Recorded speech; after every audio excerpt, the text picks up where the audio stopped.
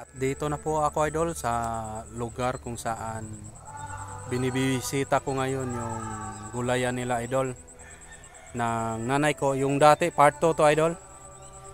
Yung dati wala pa tong tanim.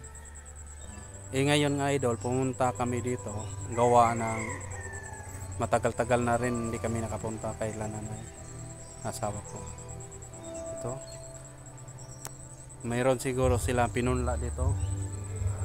Saka siguro ini-sprayhan to para mamatay yung damo. Kaya na ito. At saka may mga ano sila, yung bagong tanim, idol, yung balanghoy Singapore kung tawagin dito sa amin sa Leyte. Tingnan nyo, idol, yung ginawa ng mga matatanda, idol. Estro, idol, wire po dito hanggang dun sa dulo. Wire, tire wire. Kibale mga dalawang idol, yung dito, idol, pagitan nila mga dalawang dangkal, idol. Tapos saka tire wire dito sa itaas. Yan, tigdalawang dangkal.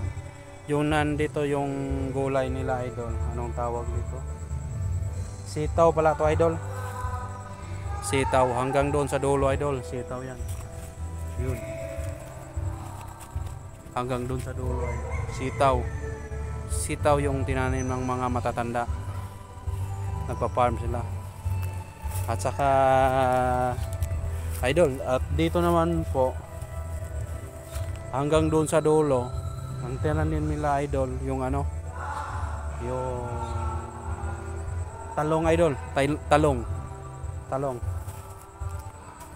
At dito naman po, idol, yung tinanim nila hanggang doon sa dulo, ano to, idol? Sayote to, idol. Sayote to or upo, idol. Parang upo ata. Hindi naman to okra. Kasi gumagapang din sa fast. Iba kasi yung idol, tingnan mo. Anong pajinder po nito, idol, kung ano to. Yung pajinder po, mami. Para malaman po ng mga followers natin. Ano po. At dito naman po, idol, wala pa silang, iwan ko anong nilagay nila dito. At dito na po, idol, ay sibuyas na dahon, idol, sibuyas na dahon.